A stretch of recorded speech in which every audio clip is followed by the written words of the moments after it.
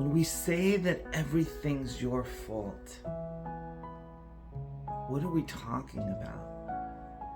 I mean, are we talking about the things you don't control? Are we talking about the things that have nothing to do with you? And of course, the answer is no. We're talking about every decision you make about gratitude or lack thereof, about what you're going to focus on, about the meanings you're going to give your experiences, and most importantly, what are you going to do now?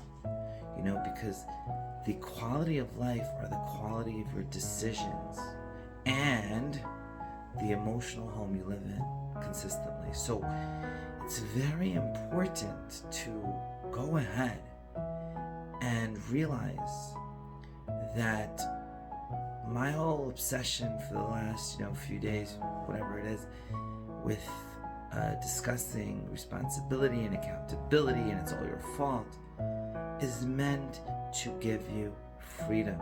I met a friend and he said to me, it really helped me because it was very freeing, Isn't it freeing when you know that nobody can take anything away from you? That nobody can do anything to really alter the quality of your life but you yourself. Now again, the things you don't control, you don't control.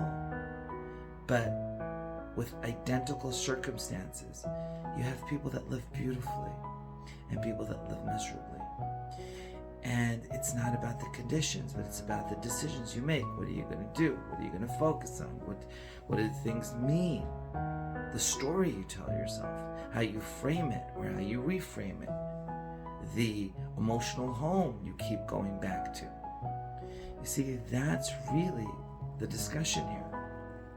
So if you really want to take your life back today, make a decision to no longer focus on the things you don't control. Don't focus on events. Don't focus on people and their decisions. I mean, you have a guy and he's only going to be happy if everyone does what he wants. Guess what? He's never going to be happy, right? Because you don't control other people. And people all have their own motives. And there's so many forces in play.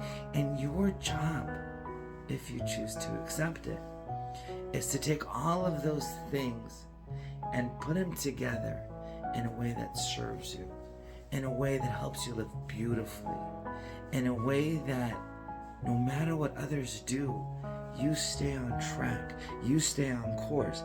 Doesn't matter what people say, doesn't matter what they do, doesn't matter how often they cry out for help, because we do already understand now that any interaction, I totally believe this, with any human being is either love or it's a cry for help. So if someone's putting you down, they're crying for help. If someone's attacking you, they're crying for help. If someone's, just so difficult to deal with, and they can be so rude and you want to respond with another cry for help, stop, think, and then act, and realize that it's not them. It's their pain. It's their suffering. That they're looking at the world through the glasses of victimhood, of people doing this to me, and I have to get back at them, and hurt people hurt, right? And my point is that it's very critical you take your life back by understanding that you are accountable for how you live, not whether or not things happen the way you expect them, not things that are outside of your locus of control, not all what people do. No, none of that has anything to do with you in terms of what we're talking about. We're talking about your responsibility to reframe things, to learn to live beautifully, to, no matter what happens, to go back to your default. Now, You might say, well, that's hard. I have all these habits. I have these default emotions. Exactly, you do. And that's why it's critical to immerse. That's why it's critical to join a group that's of like-minded people. And therefore, my suggestion to you, if you choose to accept it, is to come join us. Come join. Find the link. Google us. Go whatever. And join our groups. And join our upcoming challenges, okay? Sending you love. And remember that nobody can take away your happiness but you. And therefore, no one can bring it back. God bless.